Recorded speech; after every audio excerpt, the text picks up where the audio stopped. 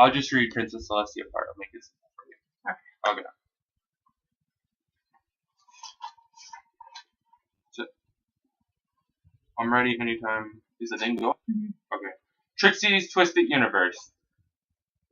Derby said, "Welcome to Trixieville." Spike, "This is weird." Excuse me, I think you made a mistake. This is Ponyville. Derby, "No, miss, this is Trixieville." Spike, "Well, it looks like we better start walking to find out where we are." Derby flew away. Fluttershy. Spike and Fluttershy started to walk when they ran into Applejack. Applejack said, "You better get those crates full, or the princess will have my hide." Spike said, "I have an idea. Let's hide in those crates of apples and find out what happened to Ponyville, to find out what happened to our friends."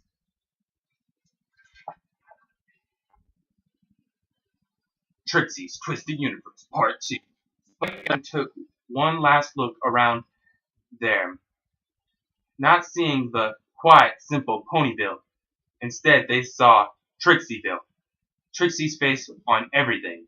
On apples, on TVs, and on a giant Ferris wheel in the middle of Trixieville. Spike said, "We have to fix this." So they hopped into the barrels, all the way to Trixie's palace. In the palace, Trixie was talking. I don't understand. You said I'd be happy, princess in the universe. If I free you from your prison, Norris then starts to talk. "Soon you'll get what you want, and then you'll be happy. I mean, you have a universe after all. How many ponies can say they have their own fashion line, their own brand of apples, and their own slave who have humiliated them in the past? Use her powers to free me from a prison." Just then, Spike and Fluttershy saw Twilight. Twilight was tied up, bound and shackled.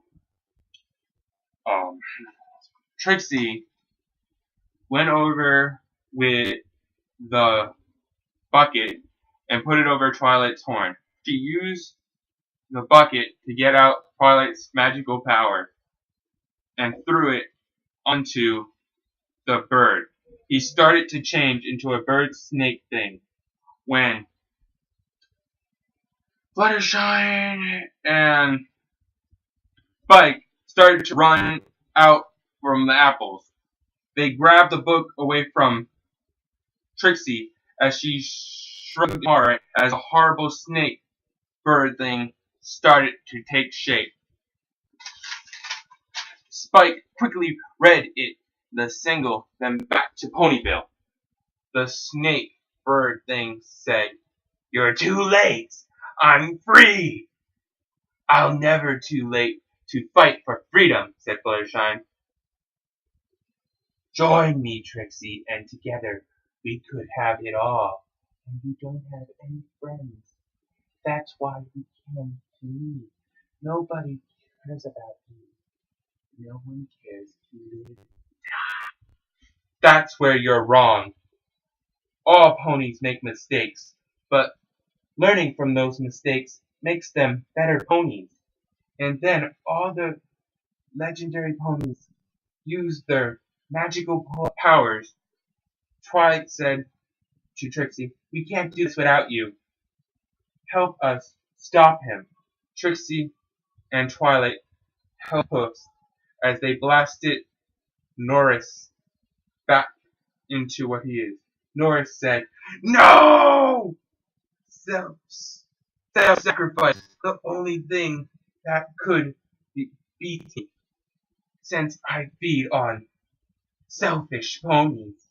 Zap, he was turned back into a bird and flew away. Twilight said, "Thanks, Trixie, for all the help." But before Trixie could hold a group, she did leave only a letter on the ground. Twilight read it. She said, "Sorry. That's it." Twilight wrote to Princess Celestia the very next day. quiet. Dear Princess Celestia, I think Trixie has learned a very valuable lesson about not trusting those who said they can give you what you want for nothing. Sign yours, your faithful student, Twilight Sparkle. The end. Yes. Is it over? Yes, it's over.